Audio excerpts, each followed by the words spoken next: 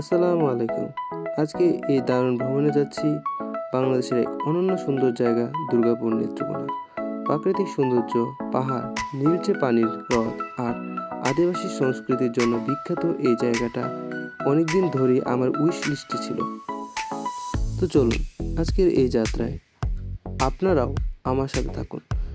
দেখব দুর্গাপুরের আসল সৌন্দর্য, জানব এর ইতিহাস আর উপভোগ করব এক অনন্য অভিজ্ঞতা। স্টে টার্ন, কারণ আজকের ভ্রমণ হতে যাচ্ছে অসাধারণ।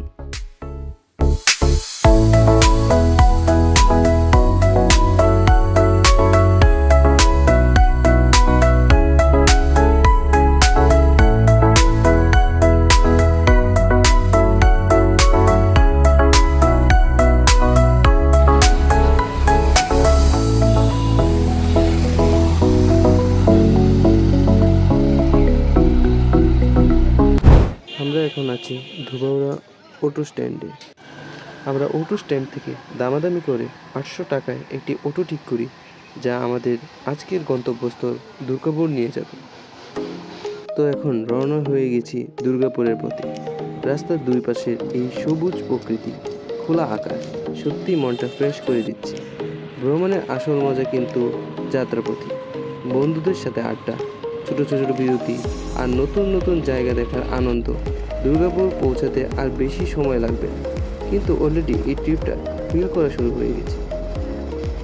আপনারা বলুন তো, আমাদের কাছে জার্নি বেশি সুন্দর নাকি ডেস্টিনেশন?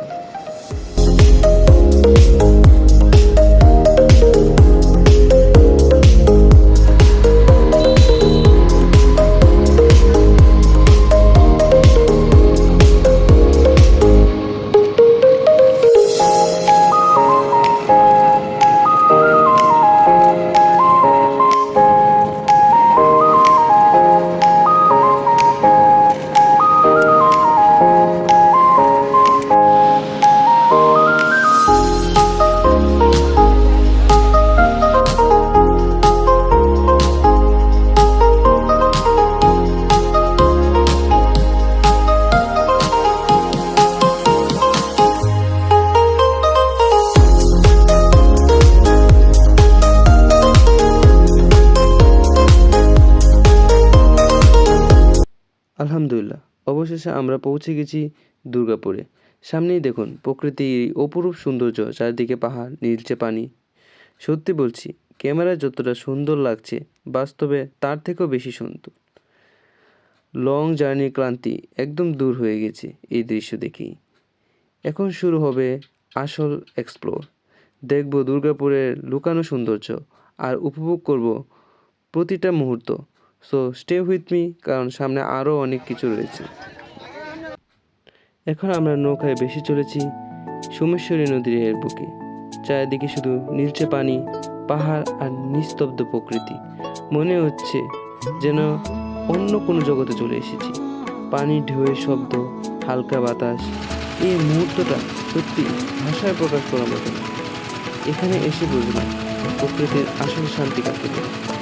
অনেস্টলি, এই নৌকা ভ্রমণটা আমার ট্রিপের বেস্ট পার্ট হয়ে যাচ্ছে। আপনারা যদি কখনো দুর্গাপুরে আসেন, এই এক্সপিরিয়েন্সটা মিস করবেন না। তোমায় যতনে আমার মনের ঘরে চাঁদের আলো জুইয়া জুইয়া পরে পুষে রাখবো রে বন্ধু তোমায় যতনে। অবশেষে আমরা পৌঁছে গেছি নদীর ওপারে। সোমেশ্বরী নদী পার হয়ে যেন এক নতুন জগতে চলে এলাম। এখানকার পরিবেশটা একদম আলাদা, আরও শান্ত, আরও নিরিবিলি। মনে হচ্ছে প্রকৃতির সাথে একদম মিশে গেছি। পেছনে রয়ে গেল নদীর সেই সুন্দর পথ, আর সামনে অপেক্ষা করছে নতুন নতুন জায়গা এক্সপ্লোর করার। এই মুহূর্তটা সত্যিই স্পেশাল, কারণ জার্নি এর প্রতিটা ধাপই এখানে একটা নতুন অভিজ্ঞতা। আমরা এখানে প্রায় 1 ঘন্টা 30 মিনিটের মতো সময় অতিবাহিত করি এবং আশেপাশের পরিবেশগুলো এক্সপ্লোর করে দেখি। কিছু দূর হাঁটার পর ক্লান্ত বাদুড় থেমে গেল। একটা পাথরের উপর বসে পড়লাম আর সামনে নিঃশব্দে বয়ে চলা সোমেশ্বরী নদী, হালকা বাতাস, প্রাণীর মৃদু শব্দ, সব কিছু মিলে যেন এক অদৃশ্য সুর বাজছে চারপাশে। এই ছোট্ট বিদ্যুটুকুই হয়ে উঠল সবচেয়ে বড় শান্তি, যেখানে ক্লান্তি হারিয়ে যায় আর মনটা ধীরে ধীরে ভরে ওঠে। মনে হলো জীবনটা ঠিক এই নদীর মতোই চলতে থাকে, থামে না কখনো, আর মাঝে মাঝে এমন কিছু মুহূর্তই আমাদের বাঁচিয়ে রাখে। প্রকৃতির মোহে এতটাই হারিয়ে গিয়েছিলাম যে বুঝতেই পারিনি কখন বাংলাদেশ পেরিয়ে অন্য এক ভূখণ্ডে পা রেখে ফেলেছি। চারিদিকে শুধু নীরবতা, পাহাড় আর নদীর সুর। মনে হচ্ছিল পৃথিবীর কোনো সীমা নেই যেন আর নেই। হঠাৎ করে সেই নীরবতা ভেঙে একজন সেনাবাহিনীর উপস্থিতি, তার কণ্ঠে সতর্কতা, বাংলাদেশের ভেতরে ফিরে যান। তখনই বুঝলাম প্রকৃতি যতই সীমাহীন হোক, মানুষের পৃথিবী কিন্তু এখনও সীমারেখায় বাঁধা। মনে মনে ভাবলাম, যদি ধরা পড়তাম হয়তো গল্পটা আরও ড্রামাটিক হতো।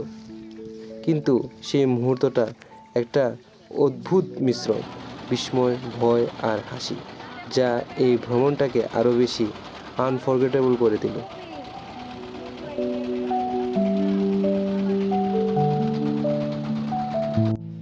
তারপর আবার পথ চলা, সোমেশ্বরী নদী পার দিয়ে আমরা এগিয়ে গেলাম নতুন এক গন্তব্যের দিকে। খানিকটা পথ হাঁটলেই ছোট্ট একটা পাহাড়, কিন্তু তার সৌন্দর্য কোনো অংশে কম না। ঈদের পরপরই আসায় এখানে মানুষের ভিড়টা ছিল একটু বেশি, তবুও সেই ভিড়ের মাঝেও প্রকৃতির নিজস্ব শান্তি হারিয়ে যায়নি। মানুষের কোলাহল আর প্রকৃতির নীরবতা দুটো মিলে যেন তৈরি করেছিল এক অদ্ভুত সুন্দর অনুভূতি। আমরা হাঁটছিলাম, দেখছিলাম আর অনুভব করছিলাম প্রতিটা ধাপে যেন নতুন একটা গল্প জমা হচ্ছিল মনে।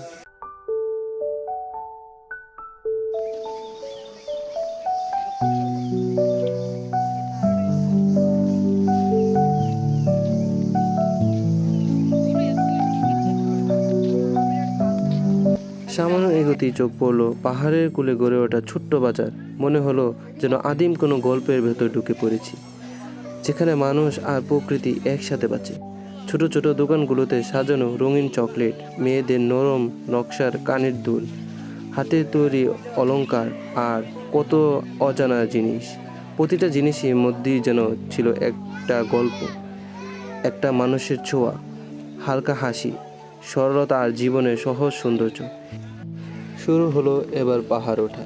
প্রতিটা পা ফেলতেই মনে হচ্ছিল আমি যেন একটু একটু করে নিজেকেই অতিক্রম করছি। পেছনে রয়ে গেল দুর্গাপুরের কোলাহল আর সামনে অপেক্ষা করছে নীরব এক উচ্চতা। পথটা সহজ ছিল না, কখনো পাথরে, কখনো খাড়া, তবুও প্রতিটা কষ্টের মাঝেই ছিল এক অদ্ভুত আনন্দ। আর এই মুহূর্তে পাহাড় যেন উড়ে উড়ে আমাদের সামনে খুলে দিচ্ছে তার রূপ। সো একটু থামুন আর উপভোগ করুন এই পাহাড়ে ওঠার সিনেম্যাটিক ভিউ, যেখানে প্রতিটা ধাপ, প্রতিটা শ্বাস একটা গল্প হয়ে ধরা দিচ্ছে। কারণ এই যাত্রা শুধু চূড়ায় পৌঁছানো না, এই যাত্রাই হলো আসল সৌন্দর্য।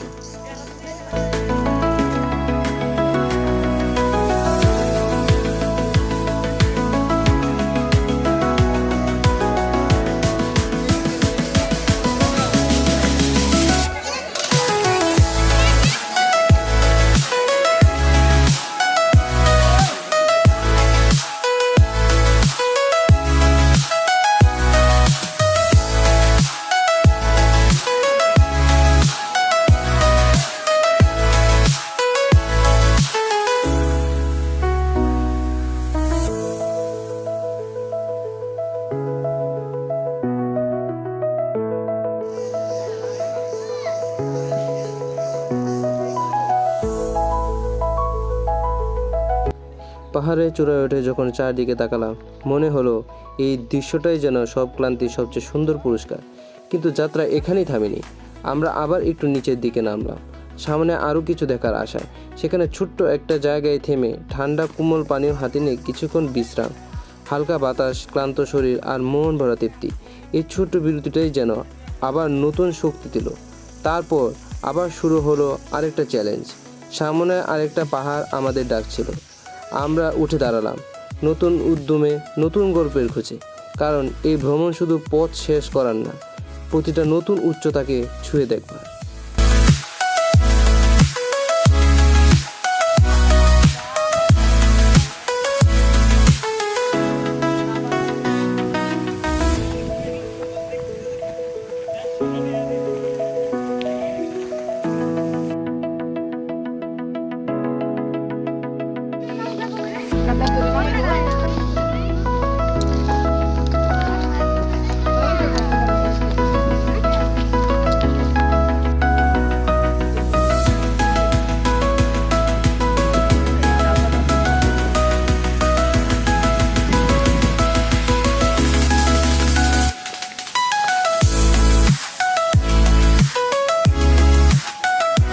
অবশেষে পৌঁছে গেলাম পাহাড়ের চূড়ায়। একটা গভীর শ্বাস নিতে মনে হলো সব ক্লান্তি কোথায় যেন মিলিয়ে গেল। চারদিকে তাকিয়ে দেখি দিগন্ত জোর আকাশ, নিচে ছড়িয়ে থাকা সবুজ, আর দূরের পাহাড়গুলো যেন গল্প বলছে নীরবে। দুর্গাপুরের উচ্চতায় থেকে পৃথিবীকে অন্যরকম লাগে। ছোট্ট ছোট্ট সব দুঃখ চিন্তা সব কিছুই যেন সব ক্ষুদ্র মনে হয়। এই জায়গায় দাঁড়িয়ে মনে হলো জীবনটা আসলেই এত জটিল না, আমরাই তাকে জটিল করে তুলি। আর এই চূড়ায় দাঁড়িয়ে নিজেকে একটু বেশি শান্ত, একটু বেশি স্বাধীন মনে হয়।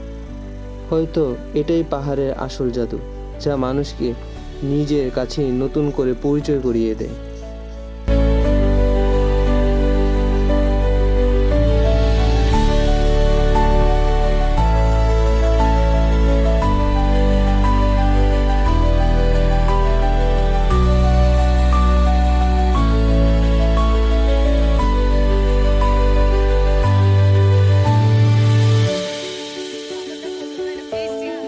পাহাড়ের চূড়ার সৌন্দর্য উপভোগ করার পর আমরা ধীরে ধীরে নামা শুরু করলাম।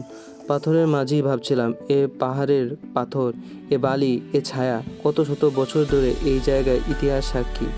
এ সময় এখানকার পাহাড়গুলো ছিল আদিবাসী মানুষের বসতি ও জীবনযাত্রার কেন্দ্র।